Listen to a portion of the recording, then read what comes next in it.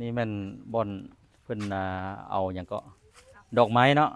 ดอกไม้นานาพันธุ์เอาไว้อยู่นี่คือว่าครบหมดเนาะ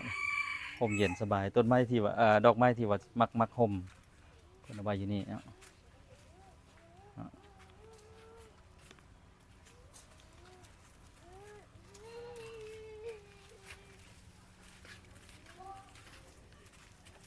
บรรยากาศเย็นสบาย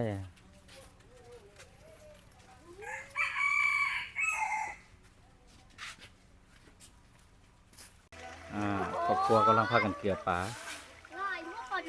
เลี้ยวมาแน่เลี้ยวมาแน่เอาเกลือดูมันนี่เกลือดูโอ้ปลาดุกโคตรใหญ่เลย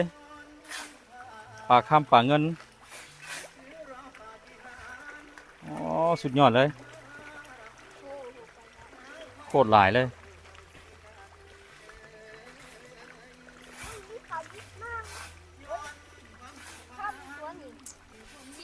โอ้โคตรหลายเลย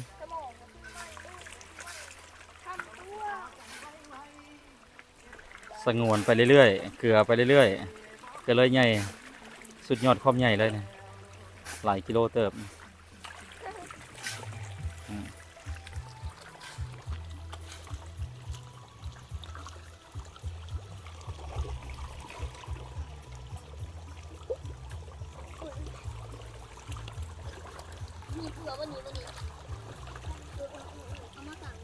โอ้โห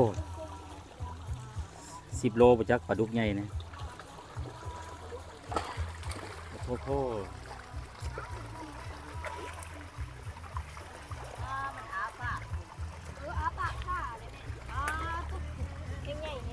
ใหญ่อย่างว่าระดับ10 โลประจักเรียมาแน่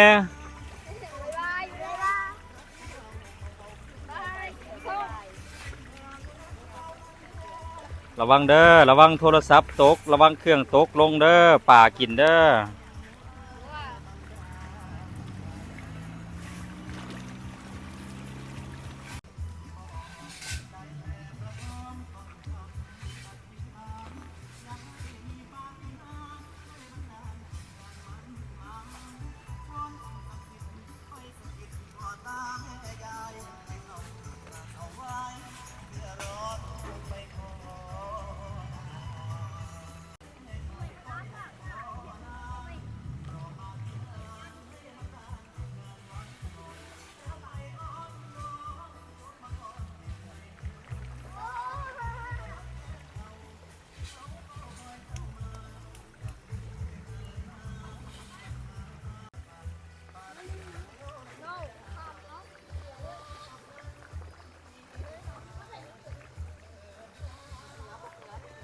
เป็นตาสะอ่อนเนาะป่าเนาะ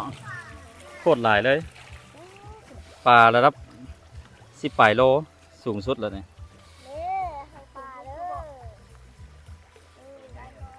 สุดยอดนะแต่สิใช้เวลาระยะหนึ่งเนาะหลายเดือนเนาะเพื่อสิใหญ่คันได้สงวนแล้วมันใหญ่รถป่านี่ก็ได้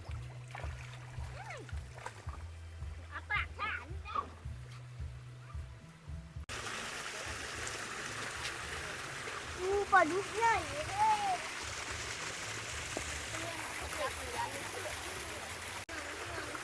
เพื่อนพี่น้องเขาอยู่นั้นแหละแล้วเลี้ยงปลาแบบนี้แหละป่าเงินป่าทองโอ้งามหลายเพิ่นเอามาแต่ไทยมีลุ่มแล้วก็อันมันมีสะพานให้เหยียบแล้วมันมีปลาแบบนี้อย่างนี้สุดยอดเลยความใหญ่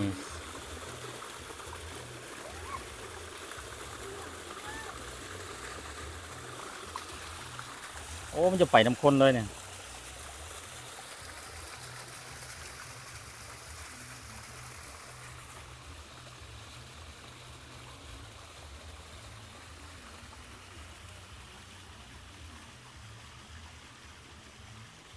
อ๋อมีไข่ออกจากใหญ่นะโอ้ตัวใหญ่สุดเลยตัวนี้ ใช่